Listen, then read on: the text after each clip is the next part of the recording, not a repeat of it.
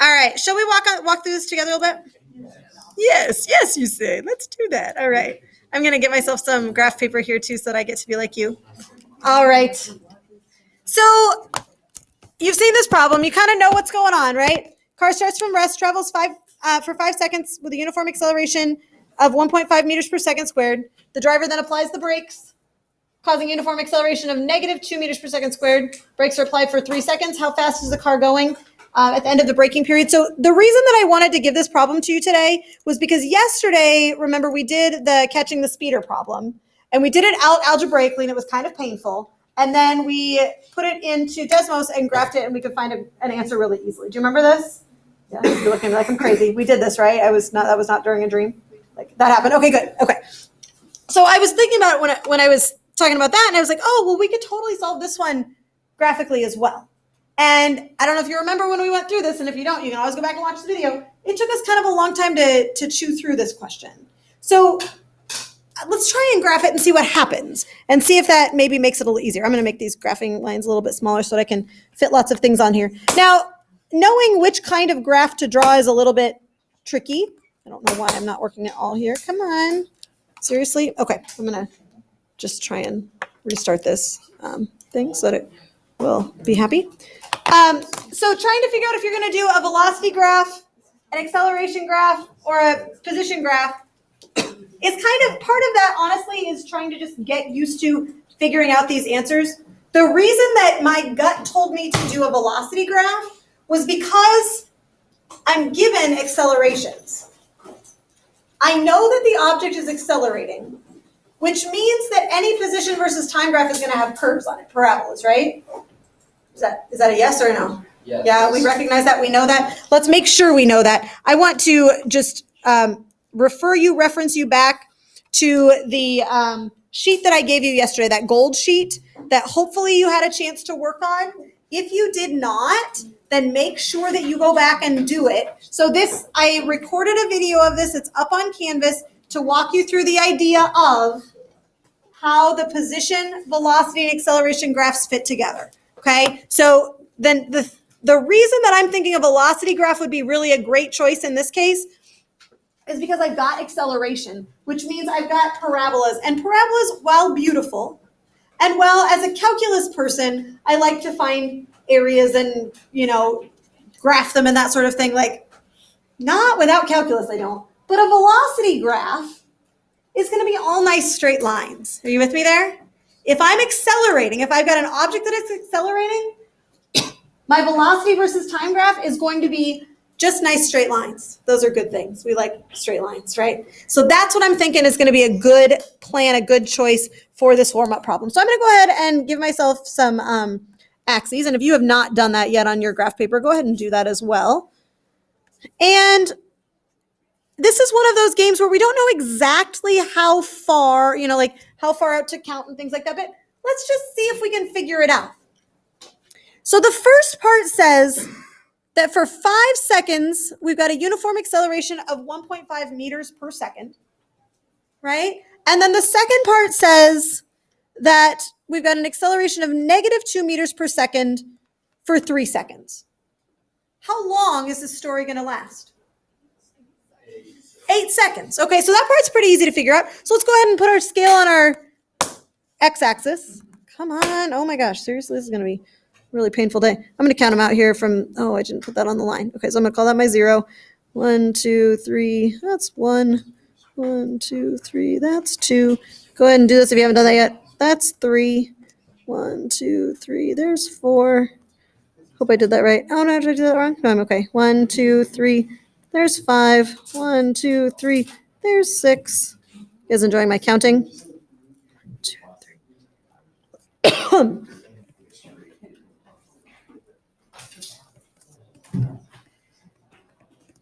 Yeah?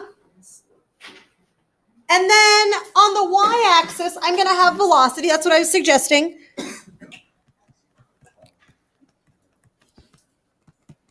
Now, I don't really know exactly how big to make this, but we can kind of do some thinking. So we're going to travel for 5 seconds, increasing our velocity at 1.5 meters per second every second. Can you do some quick math in your head? How fast are we going to go after that time? 1.5 meters per second every second. 7.5. Okay, so we're going to go about, it will be about 7.5. Do you see where she got that from? Meters per second at the end there. And so that's going to be our maximum because then we're going to start slowing down. So our scale on the y-axis can be about 8, let's say. So go ahead and make a scale up to 8 on the y-axis. 1, 2, 3, 1, 1, 2, 3, 2. And if you're done before me, which is probably true, you can go ahead and start graphing that first piece. Can you do that? 1, 2, 3, 6. 1, 2, 3, 7. Oh no! 1, 2, 3. So that first part, it starts at rest. So it starts down here at 0. And after 5 seconds, we're now going 7.5 meters per second. So I'm going to go ahead and go up to 7.5. That's right there, I think, if I counted that right. And I'm going to go grab myself a ruler. If you haven't done that yet, you could do that too. I'll pull them out for you. Maybe I'll already did that because you're ahead of my game. So that's the velocity versus time for the first 5 seconds. And then what happens after that? It slows down, right? It has a negative acceleration. To me, negative acceleration on a velocity versus time graph means what?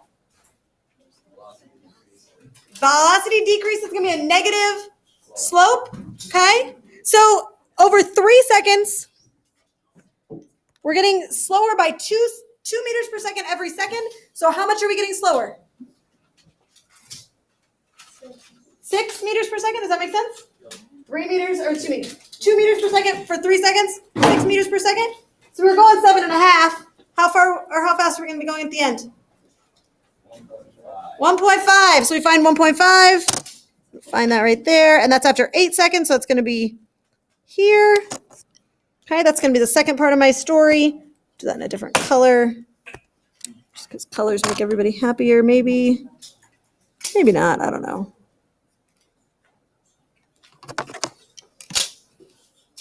How are we doing? Does that picture make sense as a match for the story? Okay. Question says, how fast is the car going at the end of the braking period? Well, it's pretty easy to find that. You kind of did it in your head, didn't you? Without having to write out a bunch of algebra, how fast is it going after the braking period?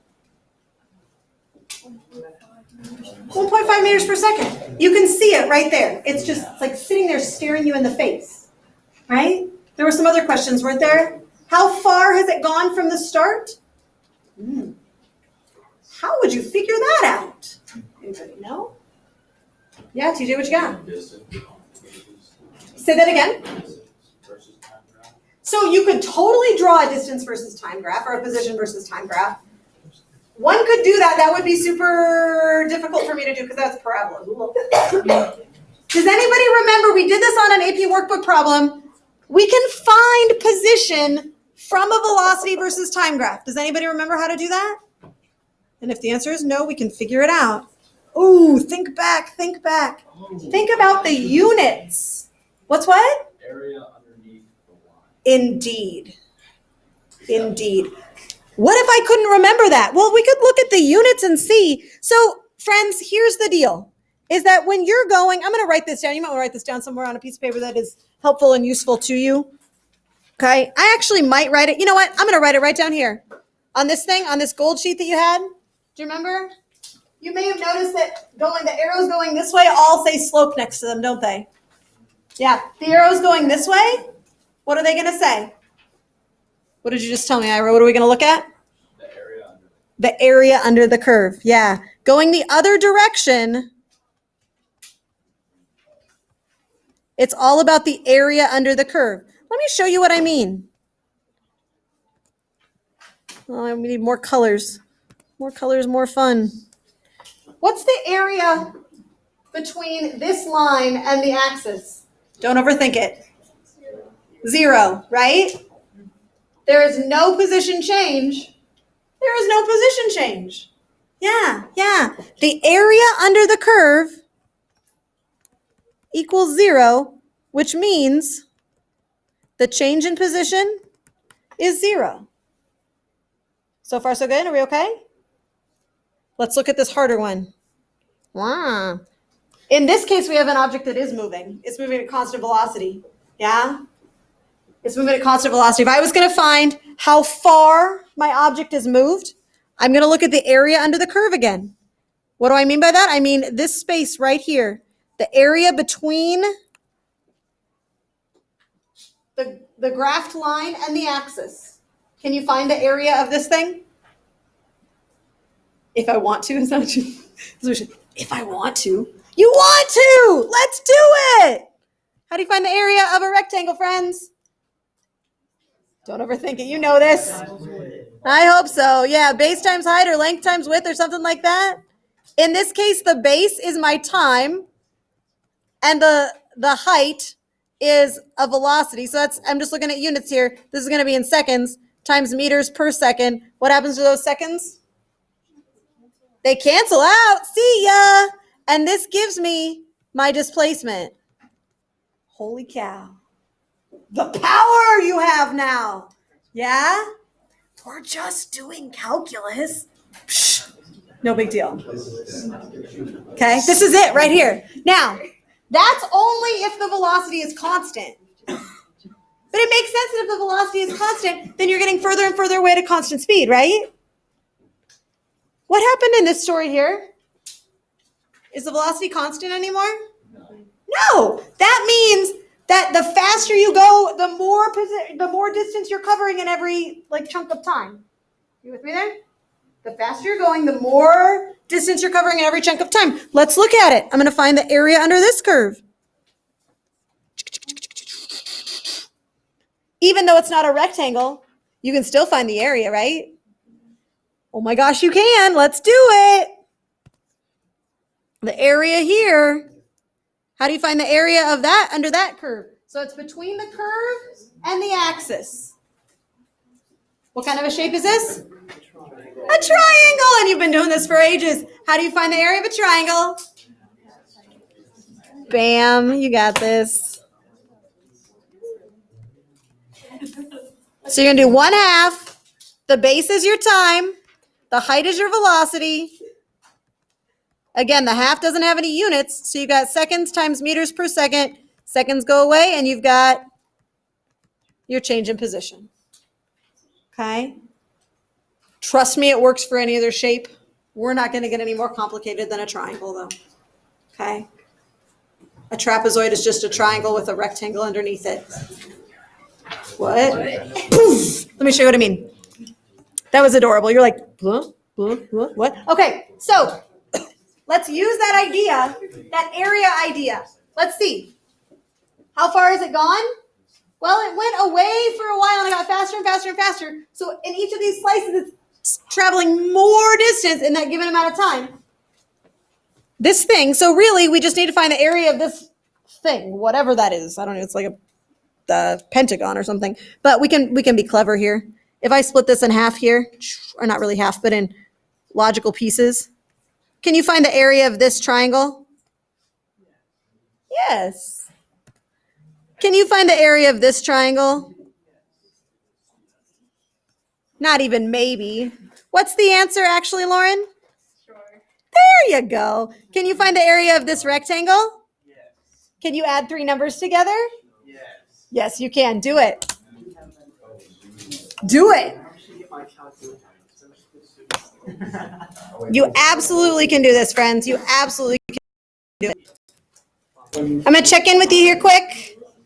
So, again, this was the problem that we did before. It's the same question. We got an answer of 1.5 the other time, too. When I do my area pieces, I'll tell you what I got. I got 18.75 for this part here. I got 9 for this little triangle here. And 4.5 for the little rectangle. Is that okay? So the orange one, I got 5 times 7.5 divided by 2.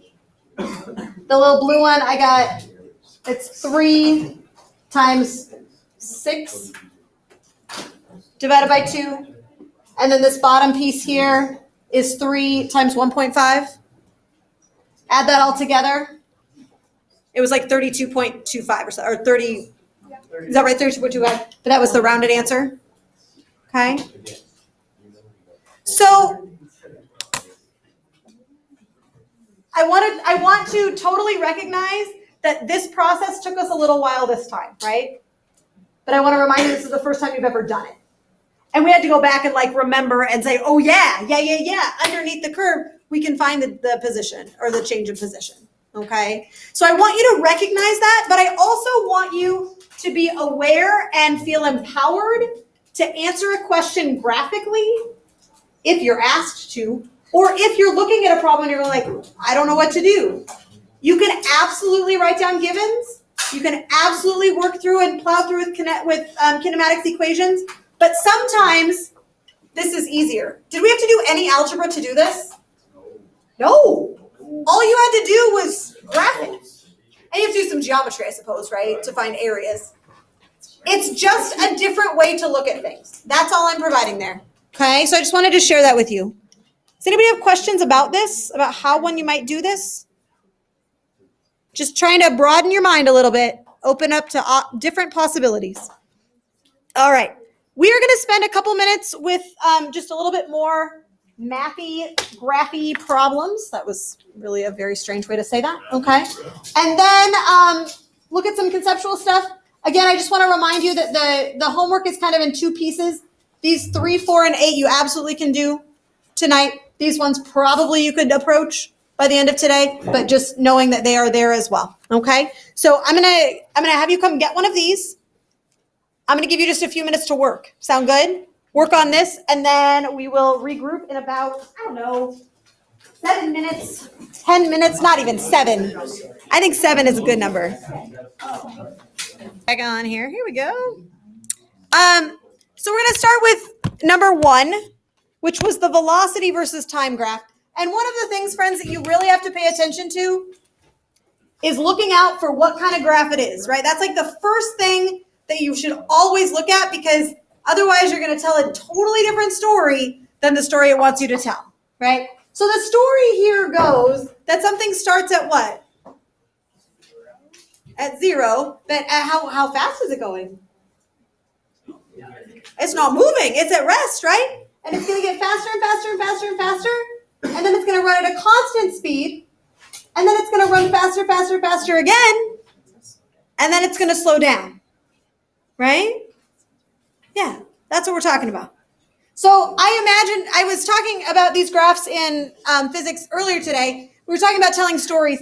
This one to me could be a story of a football player running downfield trying to make a touchdown, right? So they start off, they caught the ball. They're going to run faster and faster and faster and faster. They've hit what feels like a maximum, or at least they're, out of the defender, right? They run.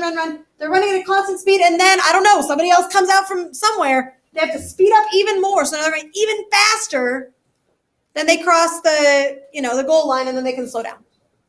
That's a story that this one would tell. Does that kind of make sense? Okay, sweet. All right, A. We're just going to go around in a circle here. We'll just tell answers. It'll be a beautiful thing. All right, we're going to start at this table here. Is the acceleration greater between 2 and 3 seconds, or between 5 and 6 seconds? 5 and 6 seconds. 5 and 6 seconds. How did you figure that out? Okay, so the answer part there is it was the steepest slope, right? So as you're answering questions like this, especially on things where you might come back and look at this later and you might be like, I don't know what we did. You might want to write yourself a note, right? That you looked at the slope, right? That it was the slope that you looked at and you were looking at the steepest one. During what interval is the acceleration 0? 3 to 5 seconds. 3 to 5 seconds. How do you know that? Because during that interval, the slope is 0. The slope is 0. And a 0 slope means that there's no change in velocity. And no change in velocity means that the acceleration is 0, right? This is just my thought process. It might be your thought process as well. And again, you might want to just write it down so you don't forget. Part C says, what is the displacement between 5 and 6 seconds? My friends back there. We said 12.5 meters. Said 12.5 meters. How did you get that? So 5 and 6 seconds, the velocity changes from, it goes up 5 and it's over 1 second. Okay. It starts at 10, so you find the average of those. Okay. You get 12.5 and then it's over time 1 second. Does that kind of make sense? I explained that bad, but you find the average of the two velocities. So it's like here. Yeah. So you were basically, I mean, what you did, without saying it that way, was that you changed this trapezoid into a rectangle. You guys did this in geometry class when you were trying to learn how to find the area of a trapezoid way back in the day. Whenever it was that you took geometry, if it was in 8th grade, if it was last year, whatever, it doesn't matter. That's how you find the area of a trapezoid. That's how they teach you to do it, right? You cut this in half, and you flip this part over, and then you're finding the area of the trapezoid by finding the triangle. So if that makes sense to you, awesome, do that. If that didn't make sense to you, you can also find the area of this triangle here, and then find the area of this rectangle here. Same. Does not matter. They both work. I just want you to see lots of options so you know how to find that 12.5. So that 12.5 is the area between the graph and the axis during that time interval. Okay? All right. Letter D. What is the acceleration between 5 and 6 seconds? My other back table, go. Is it 5 meters per second? I don't know. Is it? What do you guys think? Yeah. Apparently, you got lots of people agreeing with you. Can you tell me where you got that from? The slope. The slope. You looked at the slope, right? And then finally, I'm going to call you the Hamilton table. Go ahead. What is the displacement between 3 and 4 seconds? What'd you guys say? 10. Where'd you get that from? And oh, by the way, 10 what? 10 meters. The area under the curve between 3 and 4 seconds. So again, just to be very clear, we're looking just here to here. Find the area under that curve. How are we doing, team? Awesome. Let's keep going. Number 2. Question A says, what is the velocity between 20 and 25 seconds? 0. 0. Why do you say 0? Well, sorry, No, you're okay. the position isn't changed. Right? It's not moving? Yeah. So there's no change in position. Delta X is equal to 0, which means delta V equals 0. Fantastic. And 0 what, by the way? Sorry, yeah, 0 No, you're okay. meters per second. Meters per second. It's all good. I just want to make sure that we're being super clear and concise and complete. All right, letter B. Is the velocity between 0 and 5 seconds greater or between 10 and 12 seconds greater? What'd you guys say? 10 and 12. 10 and 12. Why? The slope of the line of 10 and 12 is greater than 0 and 5. It's like you got the same question twice, didn't you? How did that happen? The slope is steeper. That's funny. I didn't plan it that way, of course. Obviously, go ahead. Number or letter C. What is the velocity between 15 and 20 seconds? Somebody different. We'll share the fun. What is the velocity? What'd you guys get? Or did you get it? That's a good question.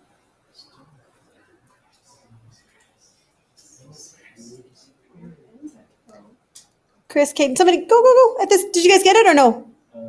Like 2 meters per second. 2 meters per second. Where did you get the 2 meters per second from? Slope. You found the slope. Okay.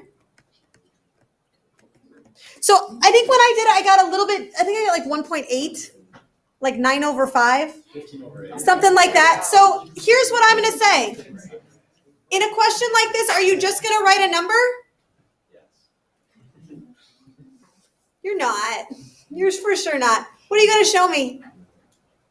Work, thought process, right? All of that's going to go into there. So that if you write down 2, I know why you've written down 2, and that's the part that I know and care about. All right, how we doing? We okay? All right. D, I think is back here. Sid, what'd you guys get back there? 0 to what? To 20 seconds. Now this one's kind of funny and different, yeah? During the time, what time interval does it accelerate? You said 0 to 20. Why? That's when the speed is changing. Yeah. So you know that the velocity is changing. And how do you know that the velocity is changing? I think it's just 0 to 12 seconds where it's accelerating. You think it's 0 to 12 seconds? Just to 12 seconds, the velocity is constant. Oh. So here's the thing again, right? Are you going to just write an answer, or are you going to write an answer with an explanation? Always. Always and forever, right? Because you want the person who's looking at your test, quiz, whatever it is, and this goes for everything, not just in AP Physics, right? You want them to understand where you're coming from, right? Always. Always explain yourself. Yeah, so you're just trying to show where the slope is changing, right? So that's the thing you're going to say is that the slope is changing. I don't know. I mean, honestly, as long as you had something in here in this space. Wait, but hold on. To 20? I would say to 12. Yeah, because the slope is changing. Here, what's it doing? Slope's the same. It's speeding up, but it's not. It's not speeding up. Oh no, I'm sorry. It's not. It's still moving. That's what I meant to say. It's still moving after 12 seconds, but it's not speeding up. It's not changing. I apologize. I misspoke. But again, show me or tell me why you're thinking what you're thinking. If you said 0 to 20 and you said because the slope is changing the whole time, I'm going to say, oh, okay, they understand the physics behind it and maybe just misread the graph. You with me there? As opposed to if you just said 0 to 20, I don't know. If you just say 0 to 12, I don't know either. You got to tell me why. What's the displacement between 15 and 20 seconds? Yeah. 10 meters. Where do you get that from? It's a slope of 2 meters per second over 5 seconds, so 2 times 5 is 10. Does that make sense? Or can you just count? I think I counted 9 meters when I did it myself. Yeah. But yeah. Same idea. Yeah. How are we doing? We okay? Can you navigate yourself through these graphs a little bit? Displacement, velocity, acceleration graphs. I know that we didn't get to do this stuff together, but it's important. I'm going to give you 3 questions to look at here before it's time to go. We got a few minutes. Here it comes. They're conceptual questions. It needs to be quiet for a moment. I want you individually to look at this for 2 minutes, and then we'll discuss it for 3. So go ahead and quietly read these and write down some answers to these questions. 2 minutes by yourselves.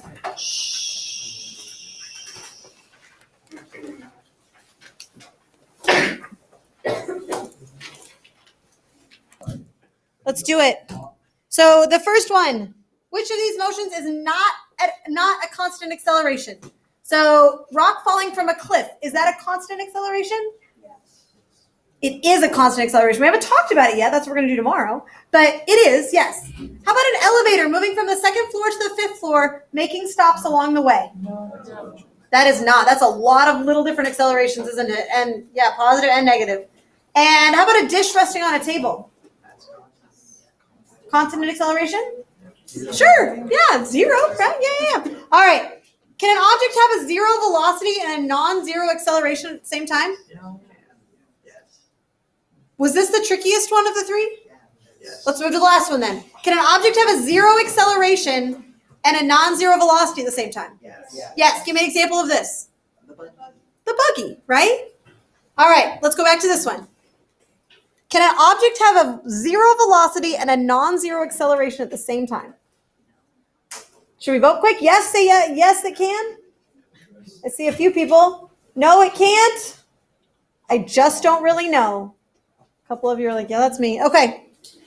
Somebody's saying yes, give me an example. If you can give me an example, then we got an answer. If there's something that's going at a certain speed, it's decelerating at 2 meters per Negatively accelerating. second. Negatively accelerating, Yeah. of course. And then it passes 0 and starts having positive acceleration. Like if it's going positive velocity, then it goes to negative velocity. At some point, it will have hit 0 while still having negative acceleration. You guys following what he's So it has saying? to pass 0. Let me ask it this way. Give me just a second. You're going to have to bear with me if the bell rings. Don't leave, okay? Let me ask you a question. If I take a frog and I let him go right now, is he accelerating? Yes. He does, because he has how much velocity right now? 0. And as he falls, he's accelerating. You with me? Don't go anywhere. Hold on just a second. Now, if I throw him up in the air, tell me what happens to his speed as he's going up, up, up. Watch carefully. What happens to his speed as he's going up? It slows down. And then what happens as he's coming down? It speeds up. And what has to happen in the middle there, friends? It has to have a 0 velocity. Okay? I will see you tomorrow, friends. Accelerating.